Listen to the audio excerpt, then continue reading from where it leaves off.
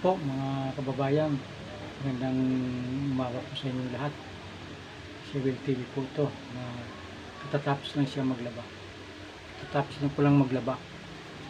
So po, nandito ako sa bahay, kwarto. Nagbibideo. Sa ngayon po, napapangayat tayo ng konti. Tapos kakain na muna ako. Nandito po ako sa Cavite. Wala ako doon sa Bicol. Umuwi ako noong 11 ng July. Umuwi ako. Ngayon, nandito ako. Umuwi ako. Siguro babalik ako doon sa Bicol mga Agis na. Sa Agis na ng itong Ugos. Maraming salamat po sa inyong lahat,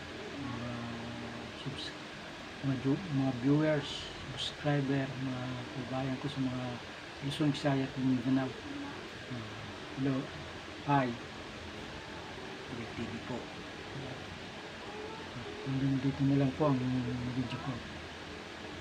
Hanggang sa muli po, kakain muna ako. Katapos ko lang maglaba.